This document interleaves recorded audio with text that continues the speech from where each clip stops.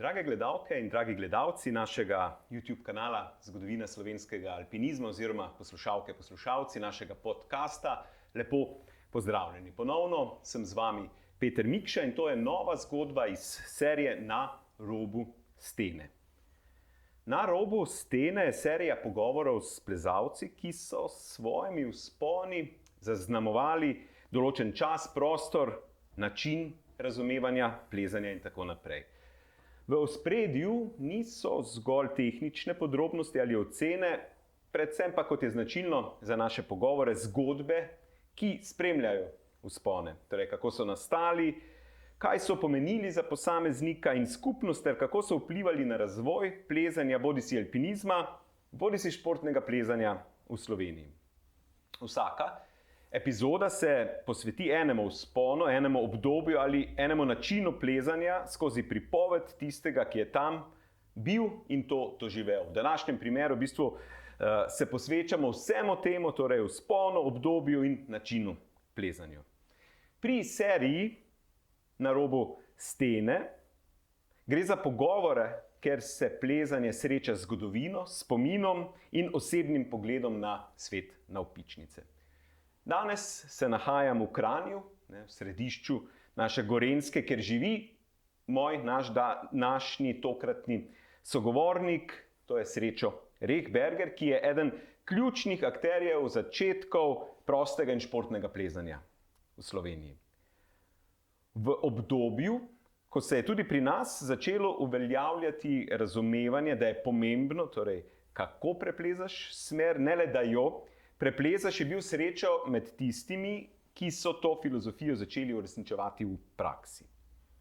Leta 1986 je skupaj s Tadejem Slabetom kot prvi prosto preplezal smer Brit-Klina v Paklenici, torej 13 let po prvenstveni tehnično izvedeni smeri Borislava Aleraja in Marijana Čepelaka. O tem vzponu smo nedolgo nazaj se pogovarjali oziroma govorili z legendarnim hrvaškim alpinistom Akacem, torej Alerajem, ki nam je povedal, kako je ta prvi vzpon leta 1973 doživel, naredil, izvedel.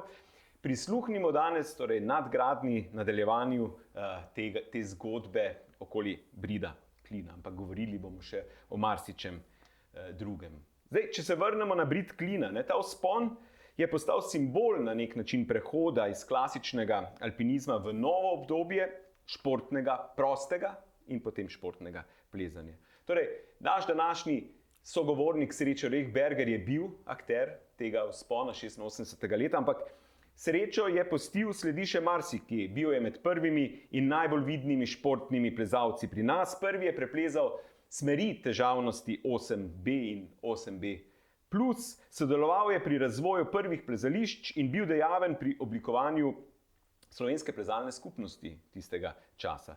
Torej, v današnjem pogovoru se bomo dotaknili časa, velikih prelomnic 80. let, že omenjenega prvega prostega vzpona čez Brid Klina v Paklenici, pa zanimiv dogodek, prenos plezanja v živo iz smeri Goba, pa začetkov športnega plezanja, razvoja etike, treningov in pomena tega free climbinga kot v bistvu življenjskega sloga. Torej, gremo počasi na pogovor. Spoštovani Srečo, lepo pozdravljen. Hvala, ker si vzel čas, ker si se odzval mojemu povabilo k pogovoru. Prepričan sem, da bo pogovor zelo zanimiv in najboljše je v bistvu, da začnemo s prvim vprašanjem, kronološkim vprašanjem, ker če govorimo o Bridu Klina, prostem vzponu 86. leta, se seveda ni zgodil kar naenkrat, ampak so vedno neke korenine, predzgodba tega dogodka. In začetek neke plezalne zgodbe je vsekakor to, ko si začel s plezanjem. Torej, kako si prišel v ta svet vertikale?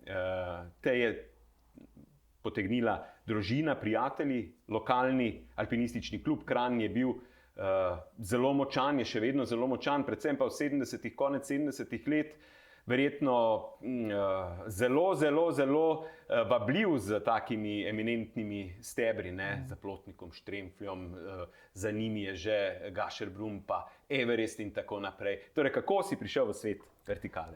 Ja, pri meni si začel nekje v gimnazijskih letih s smučanjem. Smučanje z vrhov v Kamniških in Julijcih. Tukaj je nek poseben razlog dodaten, ni potrebno, da to začneš, če gledaš nekje v tej pomladi tiste bele vrhove. In potem postopno preko tega v alpinizem in pa na koncu v športno plezanje. Zdaj, da je bil kakšen konkreten razlog v smislu obstoječa generacija v Kranju, takrat to ni bilo, sem bil individualno začel. Individualno, nisi se vklopil v kakšen klub, naprimer alpinistični? To je bilo kasneje, precej z zamikom, ampak ni bilo pa to tisto ključno, da bi zaradi tega vstopil vse skupaj. Katera so ta leta, ko si začenjal? Ja, to smučarijo nekje v gimnaziji, potem z alpinizmom pa nekje šele po 20. letu. To so leta konec 70-ih? To je konec 70-ih, začetek 80-ih. Kakšna pa je bila tvoja predstava takrat o alpinizmu? Omenil sem že, verjetno je bila slovenska, takrat tudi jugoslovanska javnost precej pod vtisom teh uspehov jugoslovanskih, himalajskih odprav.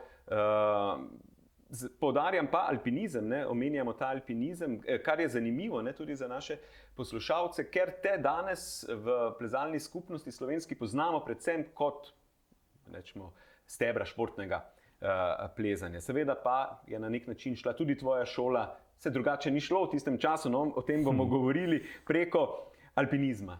Ja, tako kot sem rekel, zdaj ta začetni pristop, če sprašuješ, je bil zelo romantičen, tako kot verjetno pri večini alpinistov.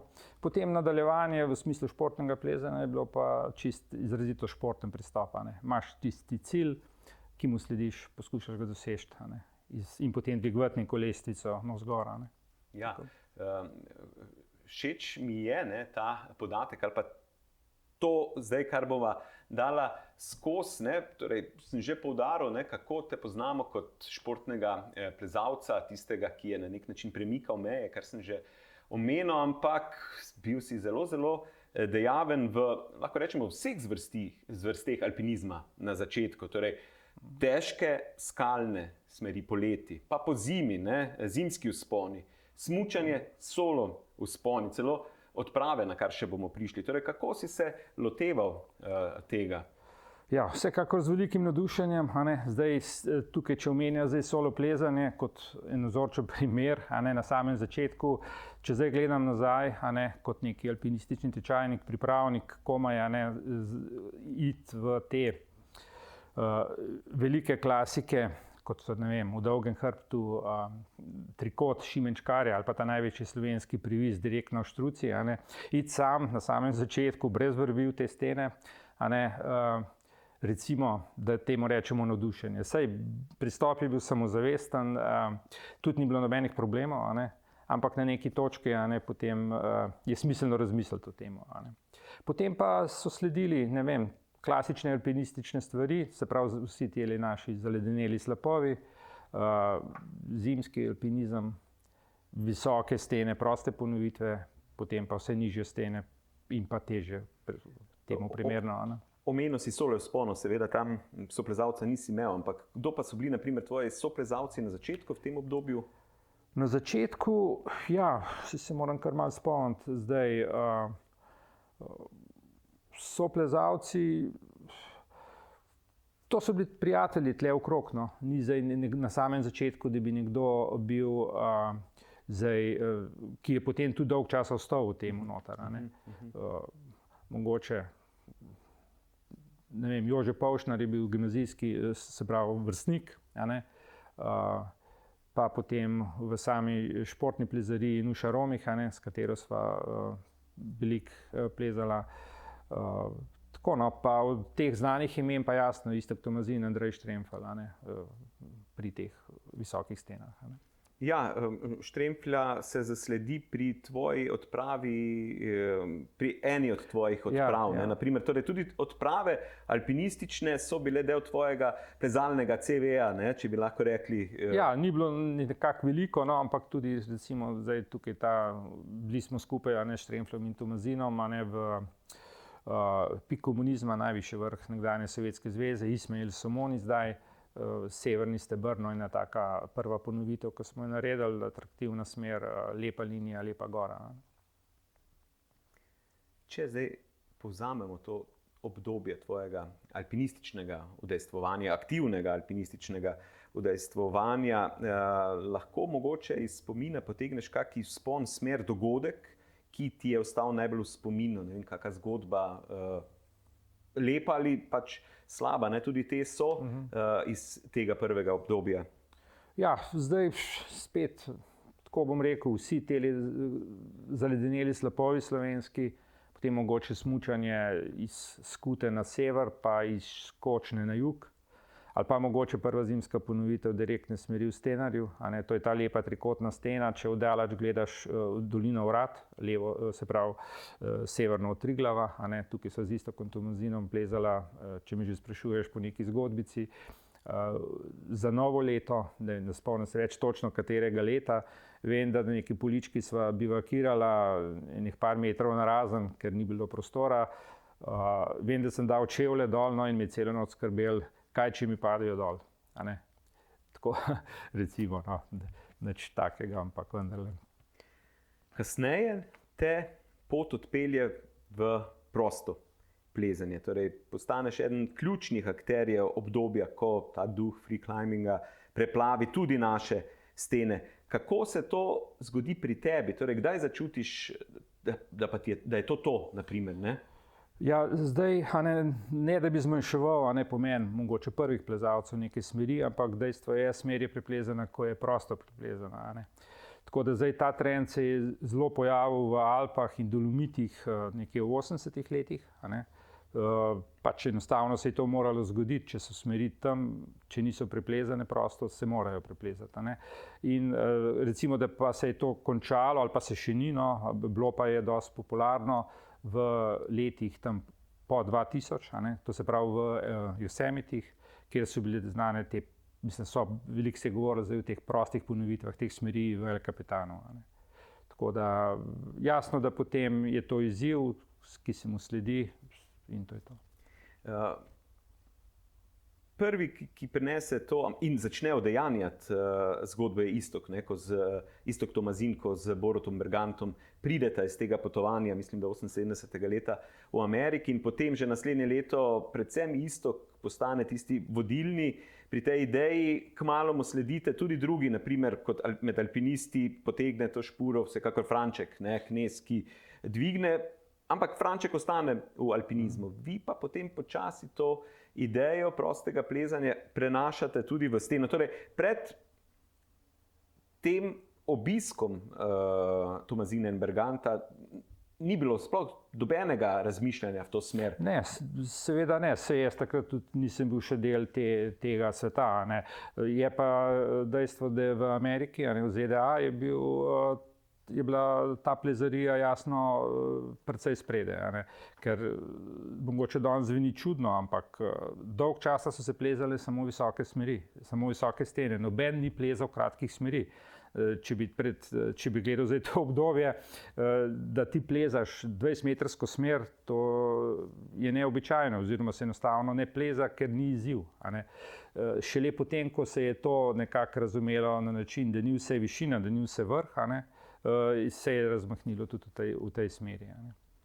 Ja, čisto osebno, kako doživiš to logiko, novo logiko, da ni več važno, da si preplezal smer, ampak na kak način, torej, da si jo prosto preplezal? Ja, sej ni velika zgodba to. Čeprav bila pa je znana ta izjava nekega ameriškega bolderaša, balvanskega plezalca, ko tega plezanja v Sloveniji, pa tudi v Evropi sploh še ni bilo. John Gill, ki je izjavil precej kontroverzno takrat, pač je rekel, da na ta balvan v Yosemitih je težje priti kot na Mount Everest. Recimo. In to je bila neka izjava, ki je dala misliti, tudi, kaj se bo začelo dogajati. Ja, zelo razvpita je ta zgodba. Mislim, je vezana celo na ta Midnight Lightning. Tako smer, je, Tako, ja. No, in očitno ta logika, o kateri govorimo, je bila kot športni izziv zelo všeč in v bistvu kmalu postaneš s prostimi ponovitvami težkih smeri še v Alpah. Torej, ne zgolj v Alpah, tudi v Dolomitih, ampak torej alpskih ali pa rečemo velikih stenah. Sredi 80-ih let postane znano ime našega plezanja. Torej, vemo, zasledimo prvo slovensko prosto ponovitev Kasin Rati v zahodni Cini, pa spominska Hermana Bula, pa Ras Sfinge, seveda v Triglavu, pa Steber Šit. Kako si takrat izbiral te cilje? Je bilo tudi kako tekmovanje med vami, zdaj temi novimi ideologi ali pa te? Ja, sigurno, da neke vrste tekmovanja je, kdo bo prej preplezal neko smer, ali gre za novo, ali gre za prvo prosto ponovitev. Steber Šit pa Ras Sfinge sta tukaj bila, nista bila še splezana na ta način. Obe dve sta znane klasične smeri, lepi, markantni in logično, da prej ali slej pridete na vrsto. Zdaj pa samo plezanje za takšne izzive ni več bilo dovolj, sklepam. Kako ste trenirali, kako ste se pripravljali na vzpone? Zdaj, če govorim z akterji, 60-ih let, Ščetininom, Tonačem, Mikcom in podobno, oni so rekli, ja, v bistvu plezali smo, zato da dvigaš, si pač mora plezati. Šli smo mogoče malo v Turnc v Ljubljani, pa mogoče smo kdaj na Šancah malo poplezali, ampak predvsem je bil trening sam plezanje v stenah. Kako pa pri vas? Tako na začetku isto. Pač plezaš, mogoče skrbi za neko kondicijo še vzporedno, potem z prehodom v športno plezanje pa jasno, da sledi tudi trening.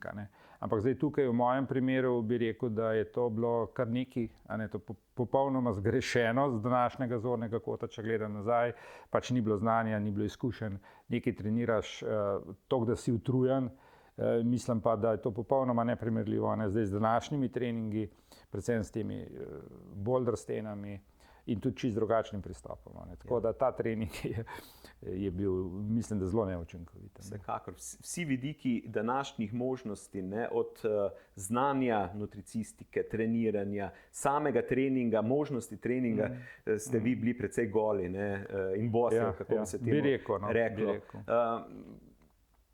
Torej, posebnih pristopov za te težke priprave, na te proste vzpone ni bilo. Torej, pač plezali ste? Plezaš pa dobro, mogoče se je potem začel že ta trening, da na neki dili visiš, obtežiš se z utežmi, delaš neke zgibe, visiš na prstih in to je to. Ko sem se zamislil, v bistvu že kmalu po pogovoru z Akacem, ko smo govorili o bridu klina, sem si zamislil ta pogovor kot nadgradnjo, ker govorimo o smeri, ki je še danes zelo poznana med plezalci, torej že same linije, pa tudi zgodb, ki so bile povezane. Prvi vzpon, torej Akaca in Čeprlaka je trajal 8 dni. Za 300 metrov stene. Kako, in Akac pravi, da po 8 dneh v bistvu ni več, se je pač telo navadilo na to vertikalo, da je težko hodil, ker je pač bil zbegan. In vsa ta, je rekel tudi, če bi poskušali, saj smo takrat že poskušali plezati čim več prosto, ampak tam preprosto tudi ni šlo, že zaradi opreme, železja, ki sva ga nosila s sabo. Pogovor si lahko pogledate na kanalu, je zelo zanimiv. In takrat sem si v bistvu zamislil, da pa v bistvu prisluhnemo nadgradnji, kot sem že rekel, torej tehnična smer, ena najtežjih, vsekakor v Paklenici, ampak rečemo na Hrvaškem in celem jugoslovanskem področju tistega časa, brid klina postane torej v 80-ih letih športno prostoplezalni cilj. Kdaj ste si, sklepam, da je bilo verjetno tudi malo tekmovanja ali pa malo, da je več ljudi razmišljalo o tej liniji. Kako je potekalo tole? Kdaj pride ideja prosto preplezati brid klina? Kaj se je dogajalo prej?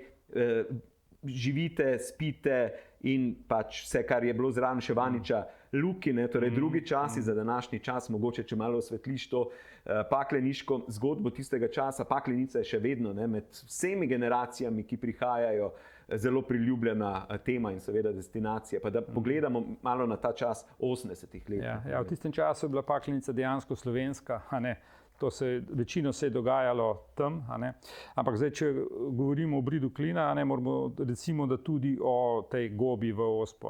Gre za dva velika problema tistega časa. Zdaj le bo zvenelo smešno, kar bom rekel, ampak bilo je res. Takrat se je spraševalo, ali se to sploh da preplezati. Zdaj ponavljam, da se lahko samo smejimo taki dilemi.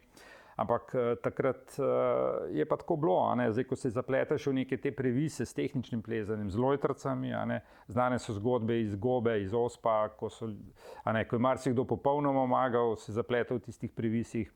Tako da, sigurno, obe dve smeri sta nek mejnik, vsaka ima pa svojo zgodbo. Zdaj omenjaš Anič Luko, ja, takrat se je še spalo, to je ta livada pod samim Anič Lukom. Zdaj se, jasno, ob tej množici ljudi, turistov, plezalcev v Paklenici tam to ne more več zgoditi, se vse prej zapre. Je bilo pač res romantično in tudi ta spodoba Anič Luka v popoldanskem soncu, če greš po tisti potki, tisti, ki hodijo tam, vidijo res eno lepo formacijo in markantni raz previsen po sredini stene. To je brid klina. Zdaj, za razliko od tega, Goba je pa pač, ko sva s Tadejem Slabetom prosto ponovitev delala, če smo rekli, da sva tam spala na neki zeleni livadi, v Gobi sva spala točno pod vstopom v smer, v tistem prahu pod samo steno, recimo tam nekje okrog Božiča je to bilo. Zdaj, jasno, rast klina je bil izrazito tehničen. Mislim, da prvi plezalci so plezali iz klina v klin, praktično se mi zdi, da zelo malo po sami skali. Tudi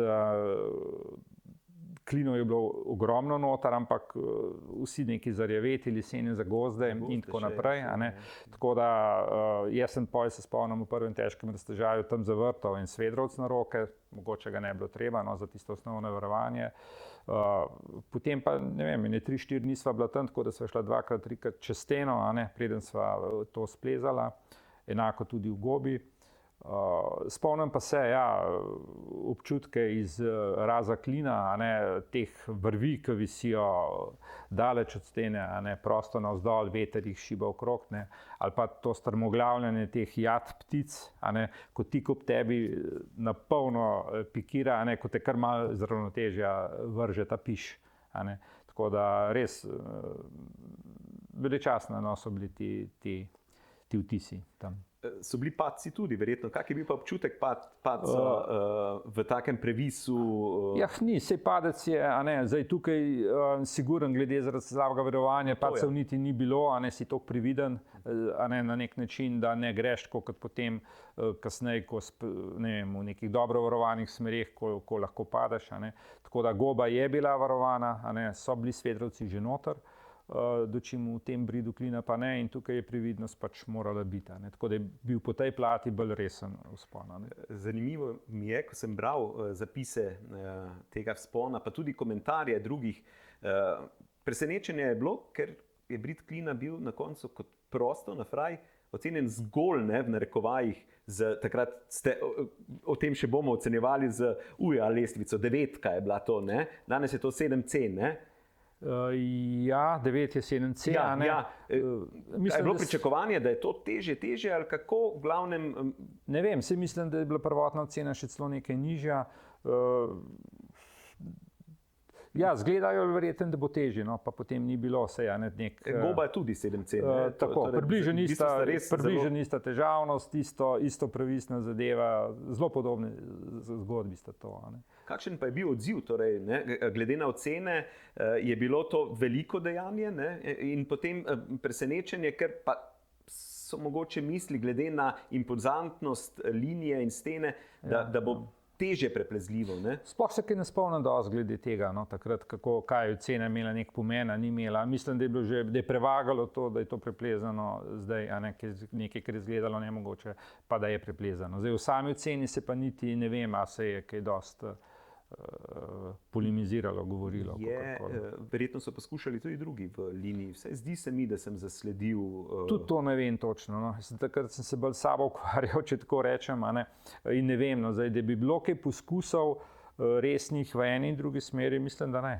V Britklinu ne vem, lahko pa, da je zgodba čisto z neke druge, da imam v glavi, da je bil Kokal poskušal, ampak da so potem obšli ta ključen Lidija, da je jokala. To je bil pa Klin, ne Britklina, se pravi Klin, a ne zraven je pa blato, je pa bila pač tudi sosedna smer, ki pa je bila varianta z obvozom ali pa direktno čez neko. Ampak tisto je bilo seveda druga stvar, tudi nižje. Poraja se mi tule vprašanje, torej govorimo o tem, da sta že sredi 80-ih let splezala linijo, ki je ocenjena 7C, alpinistično, torej tehnično prej, da si bil v razu svinge 95. Kajzel Kresal splezata obraz, torej rečemo, vsaj takrat je bila očitno ta zadnja ena taka niste nikoli prišli na idejo, da bi obraz svinge, na primer, tudi probali. Ne vem, se šel enkrat gledati, ampak enostavno nekaj zelo krušljiv je bilo, no, in nisem se potem poglabljal, oziroma to je bilo obdobje, ko bi moral priti na vrsto, sam jaz sem že šel potem v to športno plezarijo in potem nisem več. Čim raz svinge je bil pa leta 84, po moje. Torej 10 let skoraj, še več kot potem. Sprašujem zato, ker govorimo o 7C in o 7C+, kot je danes ocena obraza, čeprav sta dala prva plezalca 8A, in ta zgodba potem, ko prideta potem še dva Mariborčana in zbijeta na 7C+, je zelo zanimiva v tistem časopisju, ampak takšna tekmovanja in trenja so bila vedno prisotna. Omenil si že zgodbo z gobo, pa zraven samega plezanja in primerljivosti z bridom Klina mi je tu v bistvu ena druga zadeva bolj fascinantna pri gobi. In sicer govorimo o letu 86 in govorimo o neposrednem prenosu RTV, torej televizije Slovenija, ko vidva z Tadejem Slabetom plezata, v bistvu šlo je za to, da pred kamerami na prosto preplezata to impozantno, previsno linijo, 4 kamere, ali kako sem zasledil, neposredni prenos. Komentator, ki je bil seveda iz alpinističnega, dobro, Miha Lamprecht je eminenten radijski voditelj, tudi kasneje šef radija, dopisnik in tako naprej, ampak predvsem je poznal to zgodbo tistega časa, mislim, da ste tu nekje tudi generacijsko, kot tak je znal pričarati to vzdušje. Kako ste sploh dosegli ena taka, jaz se ne spomnim, da bi lahko primerjal nekaj takega z današnjim časom, mogoče zdaj z Janjo Garnbret, ko pač športno plezanje postaja resnično tisto, pa še danes tudi televizijski novinarji nimajo čisto realne predstave, kako plezanje je, pač, ko bereš tiste zapise, včasih rečeš ojoj, ampak govorimo o 30 letih, pred 30 leti v živo prenos, kako je do tega prišlo, to me res zanima. To zdaj niti ne vem, mislim, da je Tadej Slabeto v Ljubljani nekako speljal, oziroma sigurno s pomočjo Mihe Lamprechta tudi, hočem reči, režiser je bil Beno Hvala, tako da sigurno je bil pa to velik dogodek. Po eni strani edini praktično, ne glavni, edini program TV Slovenija 1, ki si takrat gledal v nedeljo, čez dan, prenos v živo, trajal je ne vem koliko ur, ta prenos je bil, mislim, da 25. maja 86, smer sva pa prvič preplezala za Božič 85, tako se pa to pomeni, da sva takrat ponovila posebej za TV prenosa. Miha Lamprecht je sigurno tukaj doprinesel s tem, da je bil novinar po eni strani, po drugi strani poznal tudi plezanje, alpinizem. Tako da, pa potem je bil seveda še snemalec Matjaž Fištravc, in tako Tako da siguren je bil to dogodek, ki ga do takrat še ni bilo, ker plezanje je na nek način bila odmaknjena zadeva, ni se dogajala pred kamerami, pač ne, mogoče že samo po sebi, tudi relativno nov šport, tako da to je bilo res nekaj posebenega takrat. Se pa je potem tudi nadaljevalo, ta vstop medijev v ta šport. Z Matjažem Fištravcem smo potem posneli še film v Avstraliji, pa v Združenih državah Amerike. Tudi potem TV Slovenija je podprla pa je tudi tiste prve šole plezanja moje v Bohinju, ko smo na steni hotela imeli plezalno steno. Pa tudi časopisi pa itak. Mogoče ena zanimiva zgodba je tudi to. Telex, bila je takrat osrednja največja slovenska revija. Je to mojo reportažo o plezanju v ZDA objavljala kar izčrpno in celo na naslovnici ena lepa slika iz Eldorado Canyona v Koloradu, pač plezalna smer in velik napis Zaplezana Jugoslavija. Marjan Raztresen je to, mislim, naredil, tako da je imela rahlo politično konotacijo in dejansko 2 leti po tej objavi potem Jugoslavije tudi ni bilo več. Zadeva notranje politična, kar se dogaja v Jugoslaviji. Ampak, če se vrnemo nazaj, Gobi, jaz sem nekje zasledil ali v enem tvojem intervjuju, da si omenil, da v bistvu Goba, torej pred televizijo, da to plezalno, kar se tiče za vaju, sploh ni bil izziv, ker sta bila takrat že precej nad tem 7C-jem. Ja, sigurno, sam je daljša smer, bila, zdaj, pa niti ne še toliko več takrat. Mogoče v naslednjih 2 letih je potem pri obeh, se mi zdi, zelo hitro šlo lestvica navzgor, kar se tiče težavnosti do 8B, B+. Takrat pa v letu 85 pa mislim, da še ni bilo. No, v bistvu je bilo, ker isto leto sva potem že oba dva skupaj tudi v Avstraliji 8A plezala, tako da siguren je ta razlika bila. Že. Je pa za ta tudi vajn dvig, razvoj, dvig kvalitete, sposobnosti, verjetno zaslužno pojavljanje plezališč pri nas. Plezališča, ker ste lahko trenirali prav specifično. Torej, kmalu v 80-ih letih začno nastajati Črnikal, Dovžanova, Soteska, Osp in pri mnogih si v bistvu zraven ti že od vsega začetka, tudi kot opremljevalec. Ste sprva, ko ste prišli, torej, naprimer, ta stena bi bila pa lepa za eno športno plezališče, vrtec plezalni, kak še danes temu rečemo iz tistega, ste verjetno na začetku tudi par smeri ste plezali z klasičnim verovanjem. Kdaj pridejo potem ti svedri, na kak način opremljate? Ne, to je bilo čisto ločeno v teh nizkih stenah, ki so ključne za razvoj tega športa. Ne samo kot trening, tukaj je v središče dogajanja, brez teh sten športa ne bi bilo, športnega plezanja. Tako da siguren, tukaj se je samo vrtalo. Se pravi, svedrovci, ti ekspanzijski klini v skalo, tukaj se praviloma ne pleza od spodaj navzgor. Uporabljajo se pač te bor mašine, vrtalniki, čeprav na samem začetku sem jaz kar nekaj smeri navrtal na roke, to se pravi na ta jamarski način, ko po nekem svedru vrtiš svederš in tolčeš po njemu. Ampak v glavnem, ta plezališča so ključna bila za potem razvoj športa. Brez plezališč enostavno ni igrišča, ker bi se karkoli dogajalo. Kako ste jih pa odkrivali? Ja, pač opazi se neka stena, z moje strani je bilo to sigurno na začetku, tam leta 84, nekje Dovžanova Soteska, pa potem Bohinjska Bela, takoj za vasjo, tista izrazita stena. Še nekaj je bilo, je pa mogoče najbolj impozantna je pa jasno Mišja Peč, ker je danes tudi pač najboljše slovensko plezališče še vedno. To je bilo pa, se spomnim, ko sva se z Metodom Škarjem leta, mislim, tam 85 vračala iz Splita, ker Radio Split je nekaj povabil in v bistvu predstavil plezanje na Marjanu, plezališče na Marjanu, tako simpatično plezališče, bolj turistično.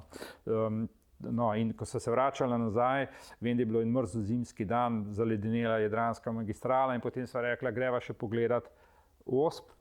in greva pod mišjo peč. Spomnim se tega pogleda, neke ledene sveče so visele čez te kapnike in vse prosto, nič še ni bilo. Tako da potem sem kasneje, čez kakšen mesec, sem pa na vrtu naredil prvo smer preobrazba čez to steno. Preobrazba je prva smer v Miški. Prva smer v Miški, bile sta dve tehnične smeri, ki mislim, da sta jih samo prva plezalca, Bojan Leskošek pa Bor Štramcar naredila, ampak se niso ponavljale, ker jasno, ni logike, da bi v taki steni se plezalo nekaj tehnično. Tako da dejansko preobrazba je prva plezalna smer, športna smer v Miški, tudi mogoče malo simbolično ime z moje strani, preobrazba iz nečesa, oziroma po tej Kafkovi noveli, ampak kljub vsemu preobrazba v smislu iz alpinizma v to. Ja, jaz se prav spomnim torej jaz sem začenjal sredi 90-ih let, pa ko smo na Ferajnu ali pa na splošno govorili, še v tistem času je preobrazba veljala za eno tako prelomno ali pa pomembno stvar. Vem, da se je govorilo, da na našem Ferajnu Samčo Gostič, da on je eden prvih, ki jo je preplezal, oziroma da je eden, ki je najmanj časa rabo. Torej, pomembno, kar se preobrazba tiče. Nisem pa vedel, da je bila prva. Ja, prva. No, in ta plezališča, razvoj, iskanje novih linij prinese potem razcvet tega športnega plezanja, seveda tudi rast ocen, pa zanimivo uveljavitev francoske lestvice pri nas. Kako ste to doživljali, torej iz te UEA? Ne vem, to je bila ta nemška lestvica UEA, ki gre od 1 do prvotno od 1 do 6. 6 je pomenilo skrajno težko, na neki točki se je pa potem odprla tudi navzgor in šla potem do 10. To je bila prvotna lestvica, tudi v hribih je bila, še dalj časa potem zakoreninjena, ampak z razvojem plezarije, predvsem v Franciji, ki je bila takrat na nek način vodilna dežela in po plezališčih, pa tudi po plezalcih, se je tudi ta francoska lestvica začela širiti. Meni se je na začetku zdela dosti brez veze, ampak potem se navadiš in se ne ukvarjaš s tem, ni zdaj neka bistvena zadeva to. V tem obdobju, torej rečemo druge polovice 80-ih let, veljaš za rečemo tiste top najboljše športne plezalce pri nas. Si v bistvu tisti, ki je dosegel ali pa preplezal prvo slovensko-jugoslovansko 8B. To je Sortiljež v Simaj v južni Franciji. Ja. Kar je zanimivo, da ste tudi ven šli plezati, torej potrjene, uveljavljene. Ja, seveda, vse to je nujno, sej drugače ne moreš zdaj se vrteti v tem svojem krogu, ne veš pa če en si, še posebej, če zunaj že tega toliko več. Ja. Ko smo komunicirala, je zanimivo, ko beremo opise tebe v teh raznih, ne vem, Kokaljevem zgodovini športnega plezanja in drugo, povsod si izpostavljen kot odličen plataš. Ampak že preobrazba ni v Mišji peči, je precej antagonistična tema ali pa Miška sama po sebi, ampak mogoče ta percepcija ostaja prav zaradi tega, ker boj za užitek, ta 8B+, v Beli, Bohinjski, še danes redko, ko sem bil, rečemo desetletje nazaj, se trudil za Friko, slovenski plezalni portal, vem, da smo čakali prvo ponovitev in včeraj sem gledal te podatke, kdo je, vem, da so takrat poskušali Bečan in tako naprej, kdo je naredil potem prvo ponovitev, nisem našel. Bečan je tako. Je, tako in potem verjetno koliko, 3 ponovitve vsega skupaj. Ne vem, za ostalo ne vem nobeno. Ja, torej hočemo reči, ne vem, če je do danes, katerega leta je bila ta? 90. 90 do danes, torej v tem obdobju 35 let, ne vem, če imamo vzponov v liniji, dobro, bomo prišli potem o tem, a se je športno plezanje in tako spremenilo, ampak hočem reči, če se vrnem nazaj, ta percepcija tebe kot odličnega pletača. To ne vem, vsak misli velikokrat to, kdo omeni, ne vem odkot to, meni osebno so veliko bolj všeč bili tudi neki privisi, neke puči oziroma kapniki, ko plezaš to prenašanje teže, nagibanje. Tako da tudi, kot si rekel, že v Mišji peči so privisi in vse te, ki smo jih prej rekla. Sigurno pa plate so mogoče zato, ker v tistem obdobju jih je bilo tukaj na Gorenjskem so plezališča bolj taka ali pa tudi mogoče vpliv Arka. Takrat je Arko bil tukaj pri Garskem jezeru, to znano plezališče je bil izrazito znan po teh težkih ploščah, podcenjenih. Ne vem, potem plezaš to, enostavno. Se spomnimo Arku, dejansko je na smer Futura, odsekana plošča, sami podprijemi, gladka, recimo res, zanimivo, da je celo potem La Sportiva, ta proizvajalec plezalk, je model imenoval po tej smeri. Futura je bila pač plezalka, namenjena plezanju po ploščah. Ena druga je pa Kendo smer v Dolomitih, so bile pa plezalke, ki so bolj za previse mehkejši tip plezalke. Tako da, če samo to omenim.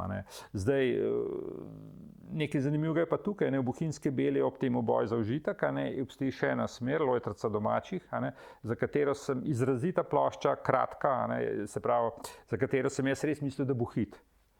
Pa ni, praktično, pa vse pogoje izpolnjuje. Je kratka, dobesedno se zaletiš po potki, ko greš do nje, popisana z grafiti, tudi atraktivna. Ampak enostavno, ne vem, tudi na njej se kaj dosti ponovitev ne zgodi, ne vem, kdo je, tudi ne vem, ali je Bečan ta prvo ponovitev naredil v njej. Tako da, ja, plošče zato, ker verjetno je logično, da se prvo splezajo plošče, potem pa privisi. Nekako. Mislim, to je ta asociacija, verjetno tudi s temi tvojimi najbolj znanimi smermi, kar je pač seveda boj za užitek, ki je pač dolgo časa bila vedno poudarjena kot tista, čakamo, kdo bo zdaj to zmogel. Tako da neke vrste podobna asociacija je na Manolota, ki je tudi pletaš bil, rečemo, slovenski. Ja, to je bil pač legendarni italijanski plezalec, absolutna špica. Ki ga pa tudi zelo radi povežemo z bolj ploščastimi smermi. V teh Dolomitih, kar sem prej omenil, in še z nečim drugim ga lahko povežemo s tem, da so zelo podcenjene njegove Ja, imamo jih bili, Malvazija, v Dvigradu ima, ne vem, za njim še 2 ponovitve, ne vem, če ima 3, Maratoneta, torej vse podobno značilne, tako da neke vrste slovenski Manolo. No, to ne bi. Ja, no, kakorkoli. Zdaj pa, če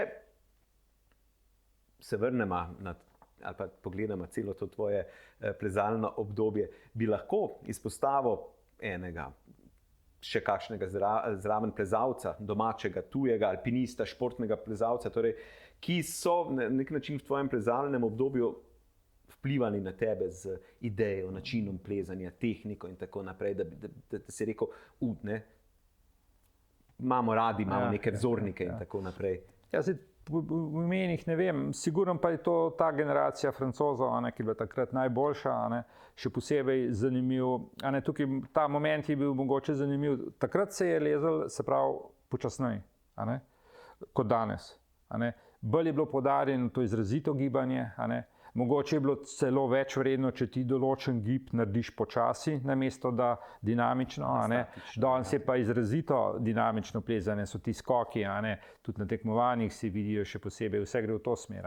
Takrat pa se nekako plezaj počasi, da pokažeš, da obvlada situacijo, naredi gib počasi, kar pomeni, da si bolj suveren, kot če bi se vrgel na naslednji upring in tako naprej. In ta generacija Francozov je takrat res plezala, bi rekel, estetsko.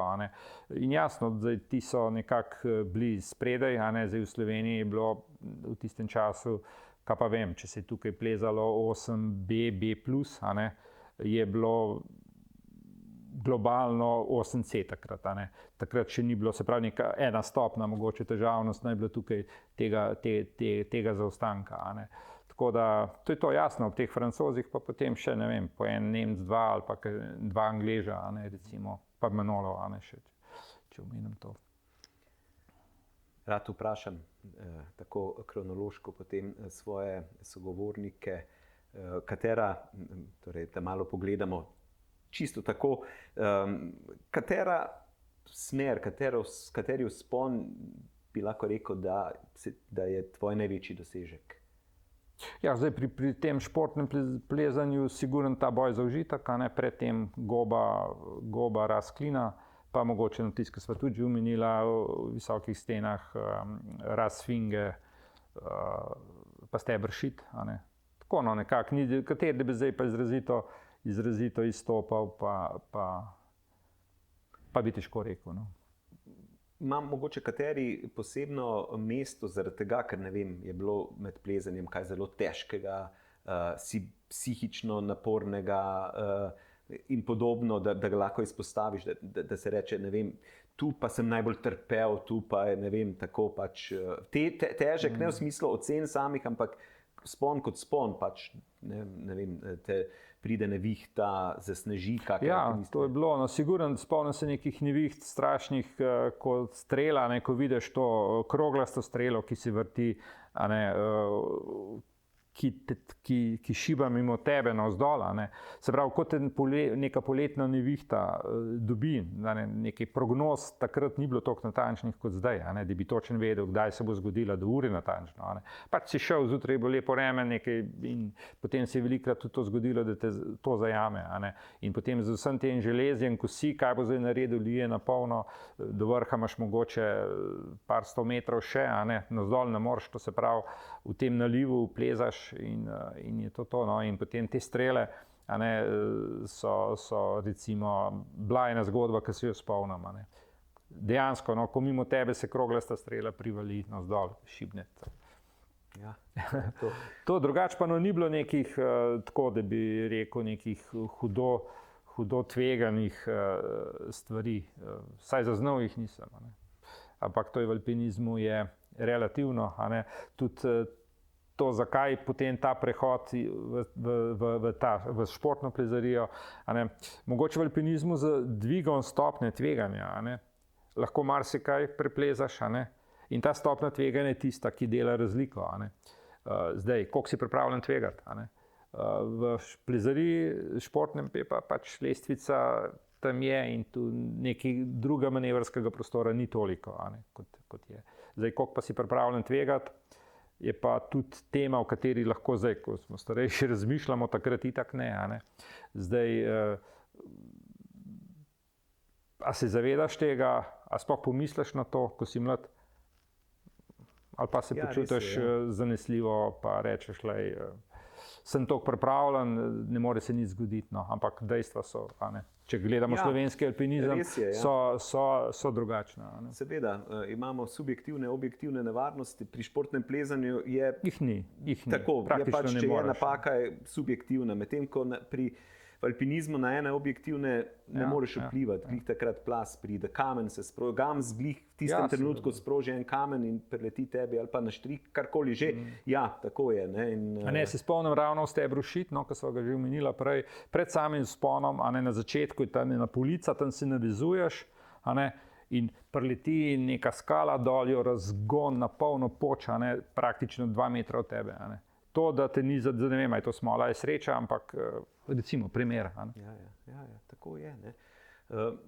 Še zadnje vprašanje, ki je vezano, zanima me, kaj bo en športni plezalec rekel na to, ampak mogoče pa še bo kaj iz tvojega alpinističnega obdobja. Ko vprašam starejšo generacijo alpinistov, ki so bili dejavni v 60-ih pa 70-ih letih, ali obstaja kakšna smer, stena, gora, ki v tem plezalnem življenju posameznika ni prišla na vrsto zaradi raznih razlogov, ampak pač in je želja še vedno prisotna, da pa ne, to mi je pa žal ali pa to pa sem se vedno želel, Podgornik reče, en steber tam, kagvi sem imel nagledano. Večina generacije 60-ih let reče, enega od 3 problemov Alp, to je pač to obdobje, joj, sem bil že v Okerju, pa Eiger sem si želel in tako naprej, je kakšna?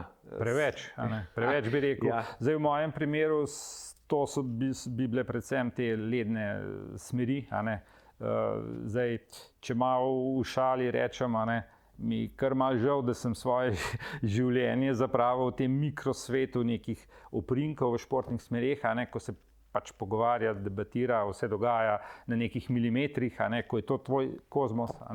Na drugi strani imaš pa, ne vem, visoke gore, odprta snežena pobočja, modro nebo.